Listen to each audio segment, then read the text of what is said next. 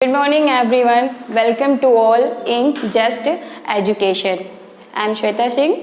Today in this video lecture I will be discussing the phylum Protozoa जो कि agriculture science के zoology का first chapter है। Phylum protozoa में हम टू एनिमल्स की स्टडी करते हैं। हमारा first amoeba and the second paramecium. Before starting the characteristic and properties of amoeba, इसके पहले हम ये जानेंगे कि what is the means of protozoa. Protozoa जो वर्ड है वो ग्रीक के टू वर्ड से मिलके बना हुआ है। पहला हमारा है प्रोटोज जिसका मीन्स होता है first, and the second zone. Zone जिसका मतलब होता है एनिमल्स, मतलब इसका मतलब हुआ फर्स्ट एनिमल्स। दैट मीन्स हमारे अर्थ पे जो सबसे पहला एनिमल देखा गया था वो प्रोटोजोआ था। और प्रोटोजोआ की लगभग 50,000 स्पीसीज अवेलेबल थी अर्थ पे। और प्रोटोजोआ जो होते हैं वेरी टिनी स्मॉल इन स्ट्रक्चर। जो प्रोटोजोआ होते हैं वो बहुत ही छोटे होते हैं और इतने छोटे होते हैं कि उन्हें नेक्ड आई से देखना पॉसिबल नहीं होता है। They can be seen only under the microscope. उसको हम सिर्फ माइक्रोस्कोप की हेल्प से देख सकते हैं। तो प्रोटोजोआ में हमारा दो एनिमल्स आता है, पहला अमीबा एंड सेकेंड आता है पैरामीशियम। तो आज हम अमीबा के बारे में पढ़ेंगे।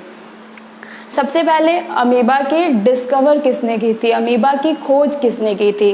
अमीबा की खोज रसेल वॉन रोसेनहाफ इन 1755 में की थी।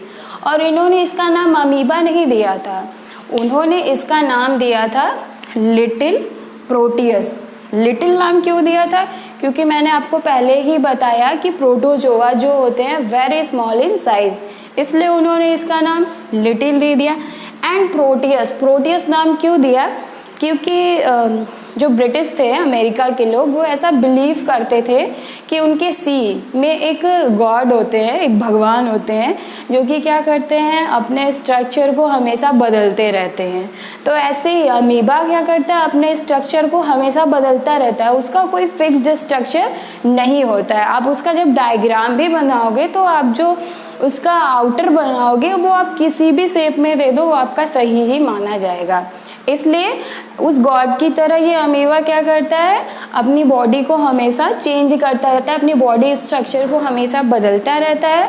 इसलिए उन्होंने उसका नाम प्रोटियस दे दिया। और वो दिखने में बहुत छोटा था, इसलिए उसका नाम उन्होंने लिटिल प्रोटियस दे दिया। और ये अमीबा के बारे में इन्होंने बताया। अब किसी भी फाइलम में उस फाइलम में कौन सा एनिमल्स आता है उसके बारे में स्टडी करने से पहले, चाहे वो किसी भी फाइलम का हो, सबसे पहले फर्स्ट ऑफ ऑल कि हमें उसका क्लासिफिकेशन आना चाहिए, जिसको कि हम हिंदी में बोलते हैं वर्गीकरण। क्लासिफिकेशन दैट मीन्स वर्गीकरण किसी भी फाइलम का। बिकॉज एग्जाम में ये क्वेश्चन पुटअप होता है कि आप फाइलम प्रोटोजोआ का क्लासिफिकेशन लिखो, या फिर आपसे क्वेश्चन पुटअप कर देगा कि आप अमीबा का क्लासिफिकेशन करो।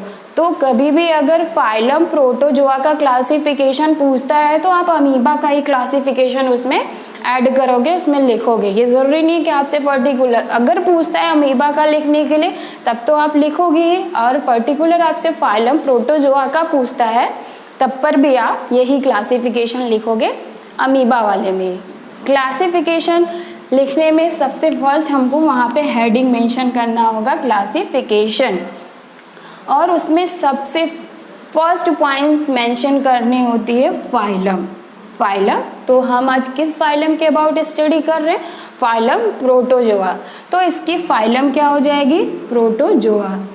एंड द सेकंड पॉइंट हम मेंशन करते हैं इसका सब फाइलम। इसका सब फाइलम क्या होता है? सार्कोमेस्टिगोफोरा। इसकी सब फाइलम क्या होती है? सार्कोमेस्टिगोफोरा। एंड द नेक्स्ट पॉइंट हम मेंशन करते हैं इसकी क्लास। इसकी क्लास क्या होती है? Sarcodina. And the next point हम मेंशन करते हैं इसकी सब क्लास। इसकी सब क्लास होती है राइजोपोडिया। एंड द नेक्स्ट हम पॉइंट मेंशन करते हैं ऑर्डर, और इसका ऑर्डर होता है amoebida. And the next and last point हम मेंशन करते हैं इसकी जीनस। किसी भी फाइलम में आप किसी भी जीनस किसी भी फाइलम में आप जब उसका क्लासिफिकेशन कर रहे हो तो उसमें कौन सा एनिमल आता है, अगर देखो in the case of paramecium ये सारे चेंज हो जाएंगे, ठीक है। तो अगर आप पैरामीशियम का, क्योंकि फाइलम प्रोटोजोआ में आपका दोनों एनिमल्स आता है, पैरामीशियम भी आता है और अमीबा भी आता है। अगर आप पैरामीशियम का लिख रहे तो ये सारी चीज़ें चेंज हो जाएंगी, उसका फाइलम चेंज हो फाइलम सेम रहेगा, उसका सब फाइलम चेंज हो जाएगा, उसका क्लास चेंज हो जाएगा, उसकी सब क्लास चेंज हो जाएगी।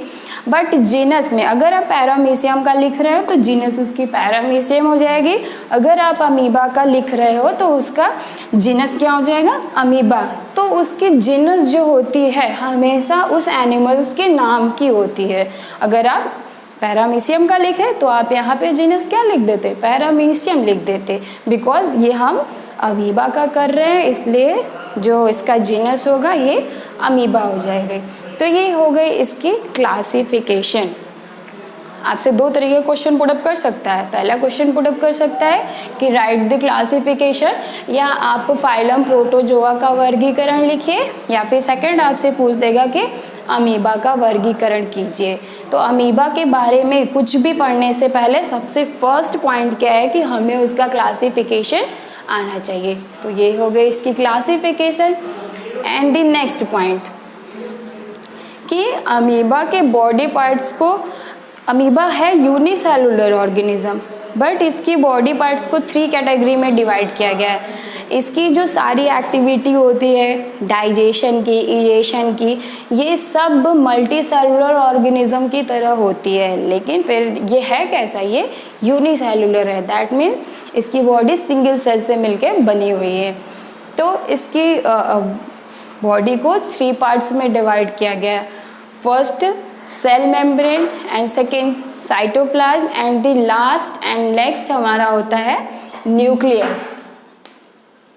साइटोप्लाज्म को हम हिंदी में बोलते हैं जीव द्रव्य कला, एंड द सेकेंड जो इसका होता है साइटोप्लाज्म उसको हम बोलते हैं कोशिका द्रव्य, एंड द लास्ट जो इसकी हेडिंग होती है न्यूक्लियस, दैट मीन जिसको हम बोलते हैं केंद्रक। तो सबसे इस पूरे टॉपिक में सबसे इम्पॉर्टेंट टॉपिक आपका है कि इसका क्लासिफिकेशन और इस फाइलम में कौन सा एनिमल्स आता है। तो इस फाइलम में हमारा आता है अमीबा, और अमीबा की डिस्कवर किसने की थी, वो, और इसका क्लासिफिकेशन। तो आप इसका क्लासिफिकेशन यहाँ से नोट कर सकते हैं।